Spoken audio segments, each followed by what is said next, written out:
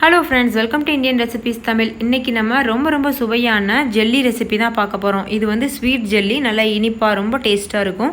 இது வந்து நீங்கள் வீட்டிலேயே செய்து கொடுக்குறதுனால குழந்தைங்கள்லேருந்து பெரியவங்க வரைக்கும் ரொம்ப விரும்பி சாப்பிடுவாங்க. இது வந்து பார்த்திங்கன்னா நம்ம சின்ன குழந்தையில நம்மளுடைய ஸ்கூல் டேஸ்லலாம் சாப்பிட்ருப்போம். இது நீங்கள் செய்யும்போது உங்களுக்கே உங்களுடைய ஸ்கூல் டேஸ் மெமரிஸ்லாம் வரும். ஸோ கண்டிப்பாக ட்ரை பண்ணி பாருங்கள்.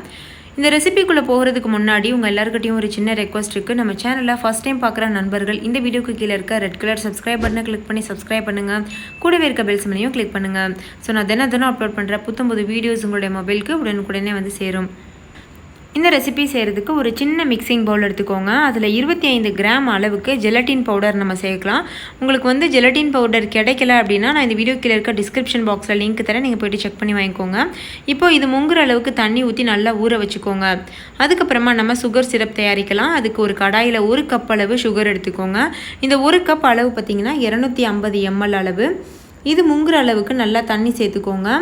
இது வந்து சர்க்கரை பாகு மாதிரி நம்ம காய்ச்ச போகிறோம். ஆனால் இதுக்கு பதம்லாம் தேவையில்லை. சர்க்கரை நல்லா கரைஞ்சிட்டு நல்லா கொதிச்சா போதும். இப்போ பாருங்கள், சர்க்கரை நல்லா கரைஞ்சிட்டு நல்லா கொதிச்சிட்ருக்கு. இந்த சமயத்தில் நம்ம ஊற வச்ச ஜெலட்டின் இருக்குல்ல, அதை சேர்த்துடலாம். சேர்த்துட்டு நல்லா வந்து மிக்ஸ் பண்ணுங்கள். பாருங்கள் எவ்வளோ கெட்டி ஆயிடுச்சு அந்த ஜெலட்டின். இதில் தான் ஜெல்லி நம்ம வந்து தயாரிக்க முடியும். இப்போ இது எல்லாத்தையும் சேர்த்து நல்லா மிக்ஸ் பண்ணிக்கோங்க. இந்த மாதிரி கைவிடாமல் மிக்ஸ் பண்ணுங்கள். நல்லா ஹை ஃப்ளேமில் வச்சுட்டு மிக்ஸ் பண்ணிகிட்டே இருங்க. நல்லா கெட்டி பதத்துக்கு வந்ததுக்கப்புறமா நீங்கள் வந்து ஸ்டவ் ஆஃப் பண்ணணும். நான் அது எப்படி கண்டுபிடிக்கிறது அந்த பதம் அப்படின்னு சொல்லிட்டு சொல்கிறேன். பாருங்கள் எப்படி நல்லா முறையாக வந்திருக்குன்னு சொல்லி. ஸோ கைவிடாமல் கிண்டிகிட்டே இருக்கணும், இல்லாட்டி பொங்கி கீழே விழிஞ்சிரும். இந்த மாதிரி கரண்டிகிட்ட அள்ளி ஊற்றும் போது அப்படியே நின்று விழுகுது பாருங்கள். இந்த மாதிரி வந்து ஒரு ஸ்டேஜில் நீங்கள் ஸ்டவ் ஆஃப் பண்ணிவிட்டு நல்லா ஆற விட்டுறணும். பாருங்கள் இந்த மாதிரி நின்று விழுகிறதுக்கே லேட் ஆகும். ஸோ ஸ்டவ் ஆஃப் பண்ணிவிட்டு 3 பார்ட்டாக இதை நம்ம வந்து பிரிக்கணும். 3 குட்டி கிண்ணத்தில் இது வந்து 3 பார்ட்டாக பிரித்து வச்சுக்கோங்க. ஃபஸ்ட்டு வந்து பார்த்திங்கன்னா ஸ்ட்ராபெரி ஃப்ளேவர் செய்ய போகிறோம். அதனால் ஸ்ட்ராபெரியும் ரோஸ் கலரும் இருக்குது. அதுக்கப்புறமா வெண்ணிலா ஃப்ளேவர், ஸோ வெண்ணிலாவும் பச்சை கலரும் இருக்குது. அதுக்கப்புறமா வந்து பார்த்திங்கன்னா பைனாப்பிள் ஃப்ளேவர், அதுக்கு வந்து பைனாப்பிளும் மஞ்சள் கலர் ஃபுட் கலரும் எடுத்து வச்சுருக்கேன். அதாவது எசன்ஸும் கலரும் எடுத்து வச்சுருக்கேன். அதான் வந்து 2 டப்பாவாக இருக்குது. இப்போ இதில் நம்ம சேர்த்துடலாம். ஃபஸ்ட்டு வந்து எசன்ஸ் சேர்க்கலாம். பைனாப்பிள் எசன்ஸ் வந்து ஃபஸ்ட்டு சேர்த்துடலாம். ஒரு சொட்டு அளவுக்கு பைனாப்பிள் எசன்ஸ் வந்து சேர்த்துருக்கேன். அதுக்கப்புறமா ஒரு 2 சொட்டு அளவுக்கு food colour, yellow food colour வந்து நம்ம சேர்த்துடலாம். நீங்கள் பவுடர் ஃபார்மில் உங்கள்கிட்ட ஃபுட் கலர் இருந்ததுனாலும் பரவாயில்ல, அது கூட நீங்கள் சேர்த்துக்கிடலாம். சேர்த்துட்டு நல்லா அந்த மாதிரி மிக்ஸ் பண்ணி விட்டுக்கோங்க. பாருங்கள் அந்த மாதிரி. இப்போ 2வது பவுலில் ஸ்ட்ராபெரி எசன்ஸ் ஒரு 2 சொட்டு அளவு சேர்த்துக்கோங்க. சேர்த்துட்டு அதுக்கப்புறமா அந்த ஸ்ட்ராபெரியுடைய கலர் வர்றதுக்காக ரெட் ஃபுட் கலர் அது வந்து நம்ம சேர்க்க போகிறோம். சேர்த்துட்டு நல்லா மிக்ஸ் பண்ணி விட்டுக்கோங்க. பாருங்கள் அந்த மாதிரி.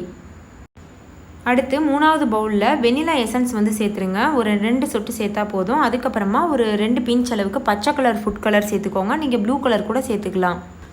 சேர்த்துட்டு நல்லா அந்த மாதிரி மிக்ஸ் பண்ணி விட்டுக்கோங்க. இப்போ நம்மளுக்கு வந்து 3 கலர் தயாராக இருக்குது. பச்சை, சிகப்பு, அதுக்கப்புறமா மஞ்சள். இப்போது இந்த மாதிரி ஒரு மோல்டு எடுத்துக்கோங்க. நம்ம சாக்லேட் செய்கிறதுக்கு மோல்டு வச்சுருப்போம், அந்த மாதிரி ஒரு மோல்டில் நெய் தடவிக்கோங்க. நீங்கள் மோல்டு இல்லைன்னா கவலைப்படாதீங்க. நார்மலாக நம்ம சாப்பிட்ற பிளேட் இருக்குது இல்லையா, அதில் வந்து நீங்கள் நெய் தடவிட்டு அதில் கூட ஊற்றி காய வச்சுட்டு அதுக்கப்புறமா கட் பண்ணிக்கலாம் ஸ்கொயர் ஷேப்பில். கொஞ்சம் நல்ல ஷேப்பாக இருந்ததுன்னா குழந்தைங்க விரும்பி சாப்பிடுவாங்க இல்லையா, அதுக்காக நான் அந்த மாதிரி பண்ணி காமிச்சிருக்கேன். ஸோ இது இல்லாதவங்க நீங்கள் பிளேட்லேயே செஞ்சுக்கலாம். இப்போது நம்ம செய்து வச்சுருக்க அந்த ஜெல்லி கலவை இருக்குல்ல, அது எல்லாத்தையும் மோல்டில் வந்து கரெக்டாக நம்ம ஊற்றிடலாம். பாருங்கள் இந்த மாதிரி. இந்த மாதிரி எல்லா மோல்டுலேயும் ஊற்றுனதுக்கப்புறமா இது வந்து நல்லா ஆறட்டும். ஆறுனதுக்கப்புறமா ஃப்ரீசரில் ஒரு 2 மணி நேரத்துக்கு வச்சுருங்க. ஃப்ரீசர் இல்லாதவங்க அப்படியே கூட நீங்கள் விட்டுறலாம். இது வந்து கெட்டியாயிரும். இப்போ பாருங்கள் 2 மணி நேரம் ஆயிடுச்சு. நல்லா இறுகி இருக்குது பாருங்கள். இப்போ இதை நம்ம மோல்டுலேருந்து வெளியில் எடுத்துடலாம். வெளியில் எடுத்ததுக்கப்புறம் ரொம்ப சூப்பராக இருக்கும். பாருங்கள் எவ்வளோ ஈஸியாக எடுக்க வருதுன்னு சொல்லி. ஸோ கண்டிப்பாக ட்ரை பண்ணி பாருங்கள் ஃப்ரெண்ட்ஸ். ரொம்ப டேஸ்ட்டாக இருந்தது.